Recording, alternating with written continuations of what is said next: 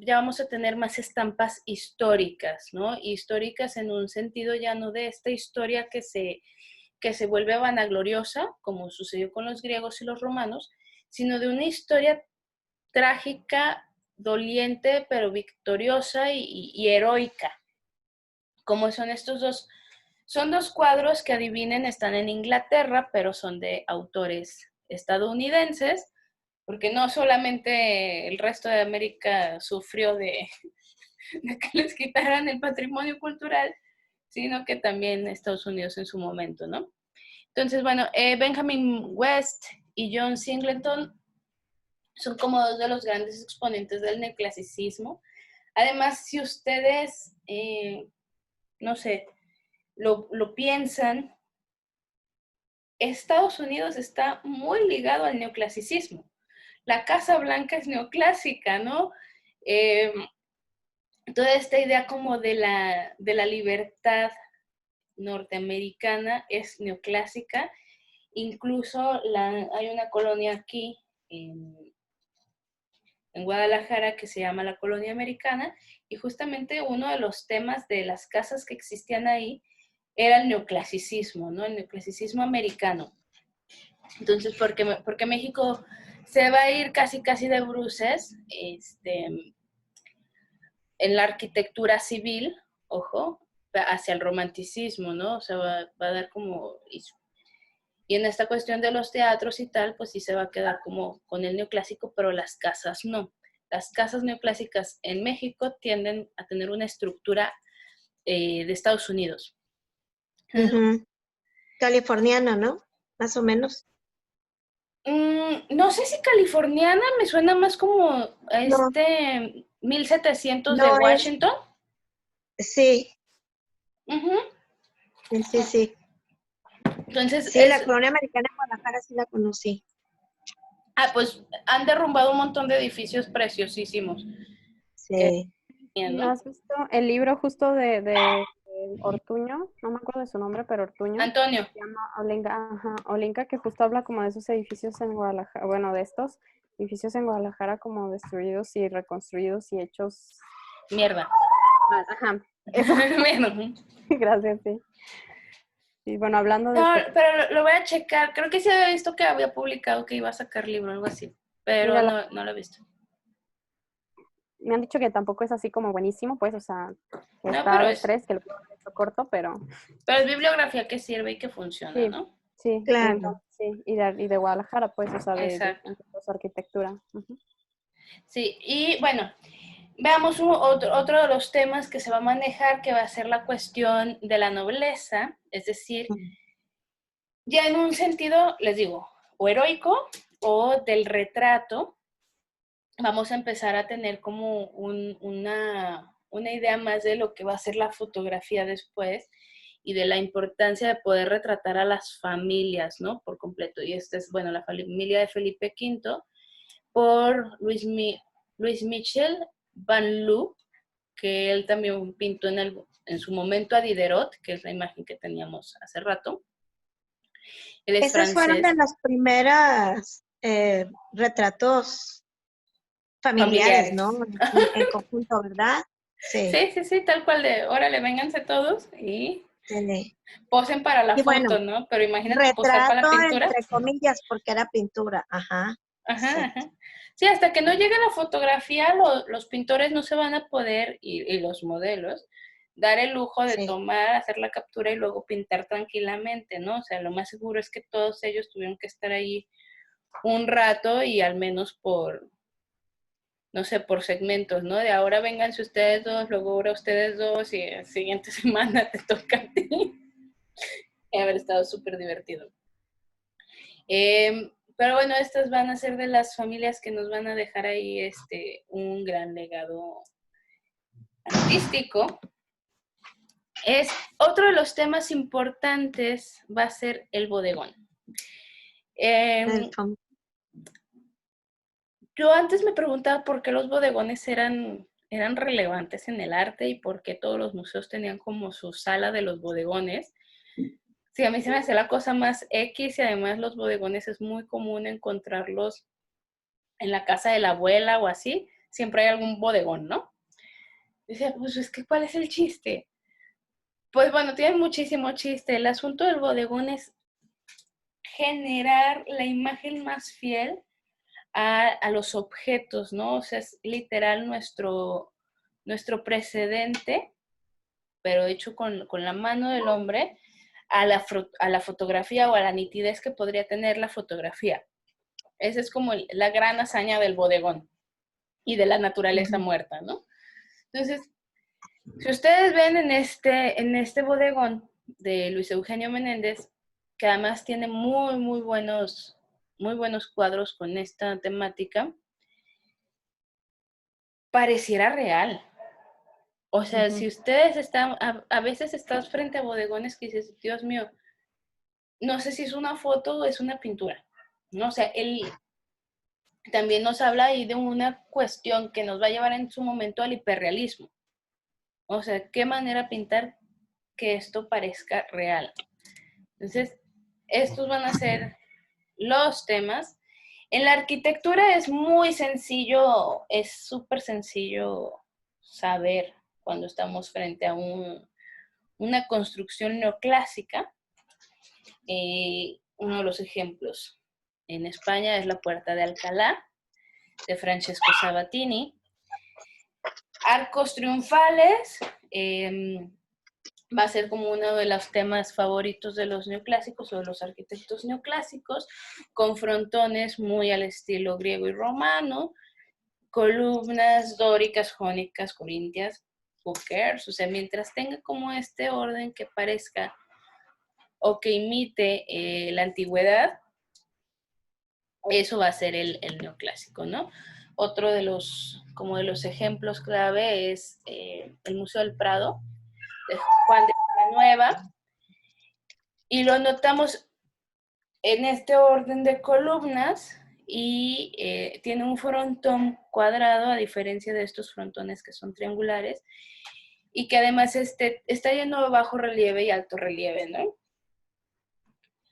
La Puerta de Brandenburgo, de Karl Gotthard Langhans. Sorry, me quedé a medias con el alemán. Que es otro de los epítomes así de la arquitectura y de los grandes hitos del neoclásico, ¿no? Okay. Como una cuestión histórica y como una cuestión de tu propia hazaña nacional, pues está la Puerta de Brandenburgo. Les digo que a los neoclásicos les fascinaban las puertas y los arcos triunfales, ¿no? O sea, todo lo que pudiese demostrar su grandeza iba a estar. Oye, Cas, ¿y en qué momento yo me quedé, o sea, ya todas estas puertas, arcos que hemos visto de la arquitectura, ya son del neoclásico? Sí. O sea, ya dejamos la ilustración. O sea, no, la ilustración y el neoclásico son prácticamente lo mismo. Ah, ok, ya, ok. Estamos en la misma, digamos que el neoclásico va a tener, o el neoclásico va a ser el nombre que se le dé como a las cualidades artísticas. Okay. Y la ilustración, o siglo de las luces, ya. va a ser como todo el movimiento cultural.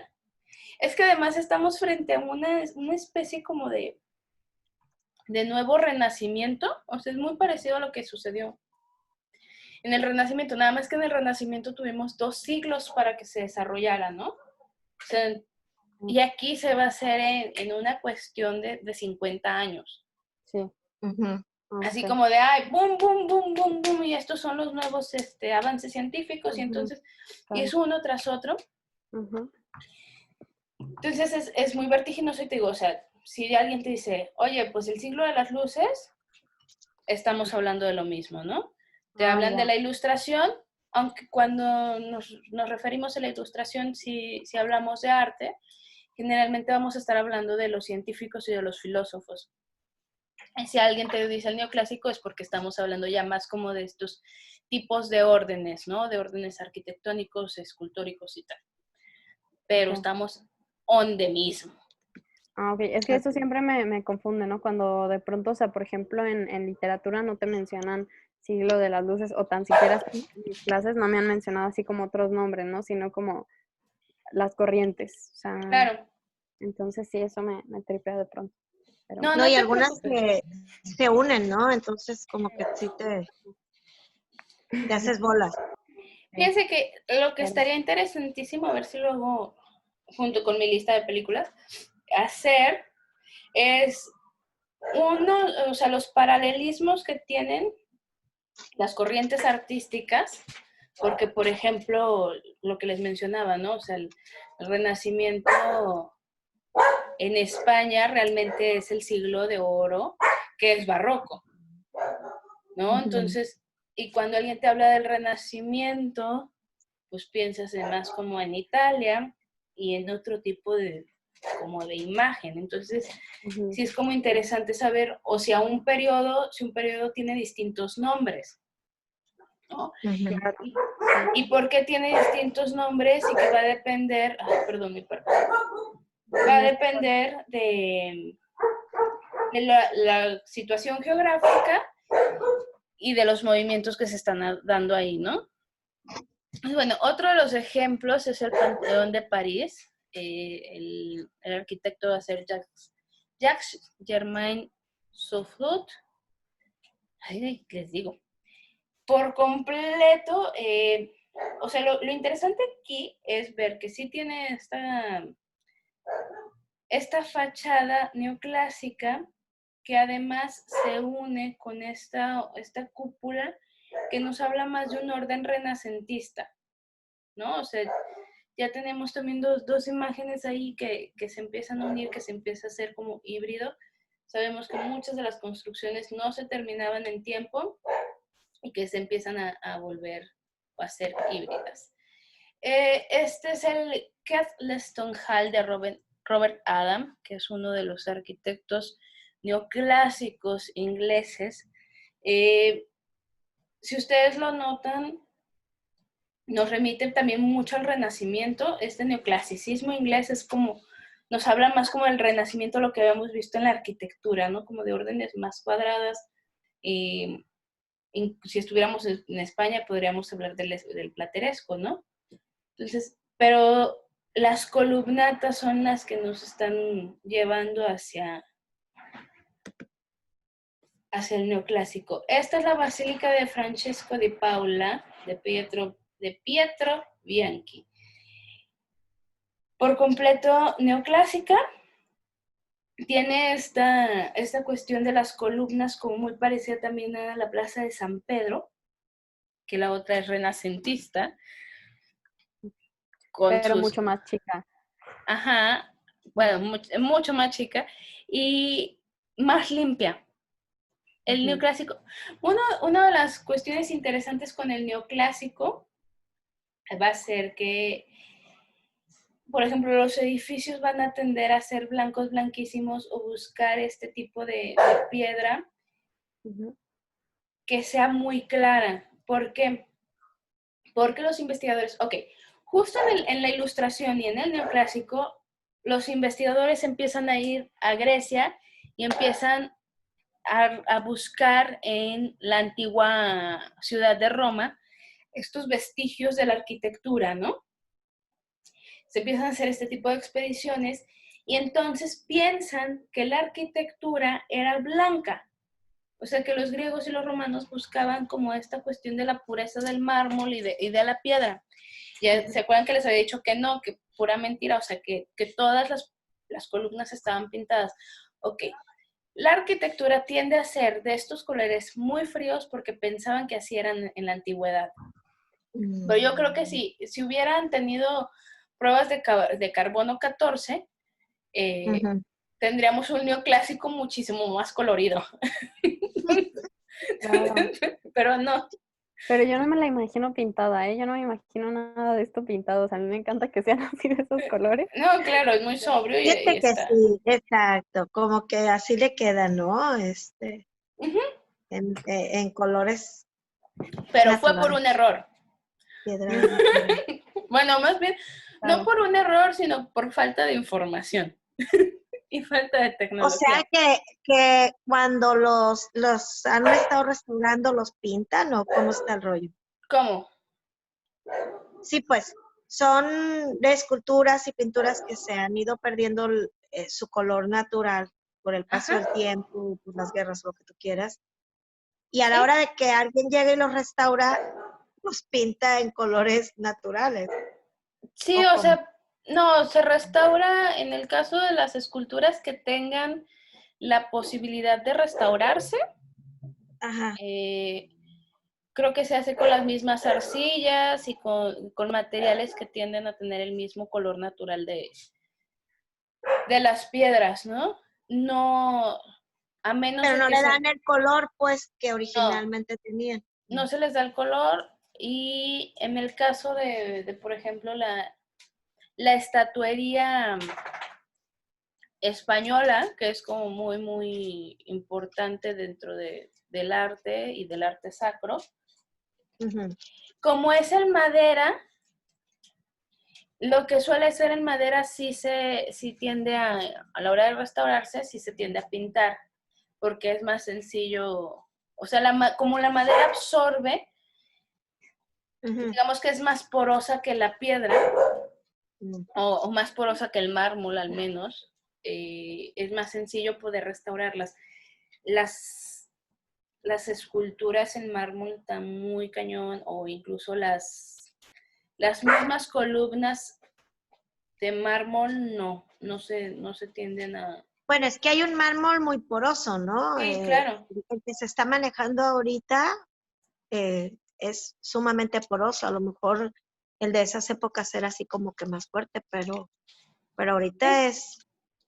El está muy poroso, al grado que les tienen que poner unos especiales para rellenar los huecos. Ujú, el asunto también es que estaban cerca del mar.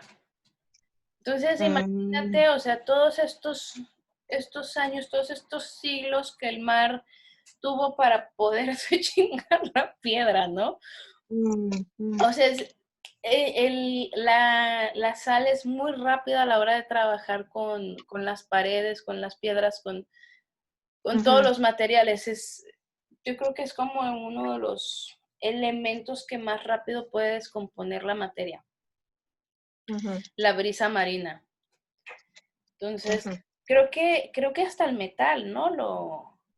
Todo. Nosotros vivimos a 40 kilómetros del mar Súper y cerquita. súper cerquita. En 20 minutos estás ahí. O sea, vas y Qué desayunas o rico. vas y comes rico. Y Ah, una playa deliciosa, muy bonita. Ya que pase toda la cuarentena las vamos a invitar. Y, sí, este, Adelante. y, y pues los que tienen casa ahí, de veras que es una verdadera tortura, pero aún aquí en la ciudad, pues les llega. ves mucho los estragos del salitre, ¿no? Y incluso pues sales a tu jardín o a la calle y se siente mucho la brisa marina. Ay, qué rico. Se respira la sal, o sea, como si estuvieras casi, casi en una ciudad así tipo Mazatlán, así, o sea, donde está cerca pues Sí, el mar. Muy, muy sí cerca, se sí. siente muy, pero sí se acaba todos los materiales, todos. Todo, Tienes que todo, todo. estar constantemente, y la piel, y el cabello, las uñas, todo. Sí, es lo que yo sabía, o sea, que es cada determinado Fuertísimo. tiempo hay que estar cambiando puertas, hay que estar cambiando ventanas, hay que cambiar todo, porque las Así es, cocinas también, así es. porque es muy rápido la manera en que actúa justamente siempre, ¿no? Bueno, vamos a ver otros artistas. Él es Jacques-Louis David, que va a ser como el artista de la Revolución Francesa, sobre todo porque va a pintar muchísimo a Napoleón, ¿no? Muchos de los cuadros que están en Versalles del momento napoleónico y que están también en el Louvre son de él. Este es Napoleón entrando a los Alpes. Es un cuadro de él, es como uno de los, ay, déjenme algo grande, como uno de los hitos. Además, hay algo bien chistoso y ahorita se los voy a platicar. No sé si saben cómo es que se frenó Napoleón o dónde terminó No me parándole sé. a su dominación. No. Bueno, El asunto es que Napoleón quería dominar Rusia o quería entrar a Rusia en invierno. Entonces, bueno, se queda como para la historia esta parte donde, pues no manches, ¿cómo se te ocurre atacar a los rusos en pleno invierno cuando, ajá, los únicos, yo creo que los únicos preparados para esos tipos de invierno son ellos, ¿no?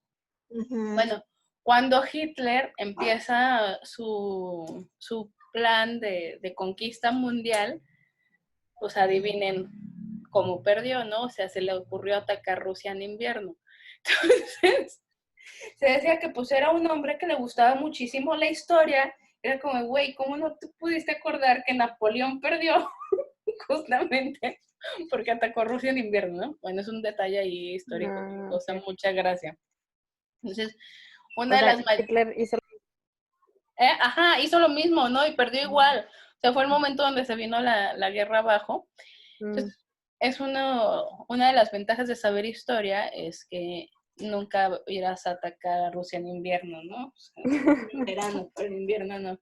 Bueno, esta es creo que se llama como, no es la coronación, pero bueno, tiene que ver con la toma de Napoleón cuando comienza. Sí, es la coronación de Napoleón esta. Sí, sí se le llama como coronación de Napoleón. Sí. Ajá, y es muy famosa. Es famosísima. Es alto la formato. que marca el Renacimiento, ¿no? No, estamos hablando ya de la era contemporánea. Vamos a entrar al de la era contemporánea, sí. Es una pintura más o menos como... El realismo. Pues es que está muy grande, yo creo que como unos 5 metros sobre unos 3. Exacto. Una de las obras más grandes de se me olvidó el nombre de él. ¿Quién fue? De Jean-Louis David. De Jacques. O sea, sí es absurdamente grande, es justamente lo que tú mencionas, ¿no? El realismo, porque podemos ver toda la escena, es sumamente cinematográfica esta pintura. Sí, fue la más significativa. Y esta, la de la Revolución Francesa, ¿no? Esta es la huida o el rescate de huida. el rescate de las... Ay, se me fue el nombre. Ahorita se los voy a pasar. Espérenme, aquí lo tengo. Pero esto es en el marco de la Revolución Francesa, ¿no? Sí, justo en este marco es el rapto de las Sabinas, que es justamente el tema grecolatino, que también es como un tema heroico, pero si ustedes se fijan, pues bueno, aquí lo que tenemos es a estos guerreros romanos en plena lucha, ¿no? Y que también se relaciona mucho con el tema de la revolución. Entonces, esta es como una imagen constante de lo que va a ser como la revolución, aunque estemos hablando de temas grecolatinos. Bueno, Ingres, esta es la fuente. Podemos ver cómo trabaja con estas formas muy escultóricas, muy limpias. Ya nos habla también de una especie de romanticismo, ya empezamos a ver como ciertos detalles que nos van a mover al movimiento, o que nos van a llevar al movimiento romántico, que es una sola figura, estas mujeres delicadas, o el tema más emotivo, ¿no? Después tenemos nuevamente a Napoleón, porque pinche Napoleón se podía patrocinar lo que quisiera con todo lo que había saqueado. Muy solemne él. Y este es La Bañista, que es un cuadro también muy famoso, muy limpio, muy lindo. Volvemos a esto. La idea de ponerles la otra clase, el cuadro de Vermeer, es porque ya estamos entrando a este tipo de voyerismo cinematográfico, donde aquí nuevamente pareciera que nosotros estamos, el espectador está viendo a la chica, ¿no? Que va a entrar a bañarse con este pudor, una especie de pudor, hacia ella porque y cómo está colocada, pero es una imagen lindísima, ¿no? Y el cómo la presenta. Pues Goya, Ujú. el Goya es el Goya se va a manejar en los 3 movimientos, no se preocupen. Esta es, creo que, la llegada de Augusto o de Marco Aurelio, no recuerdo bien ahorita, pero también es un tema por completo greco-latino. Ahorita les digo cómo se llama la obra. Ay, no.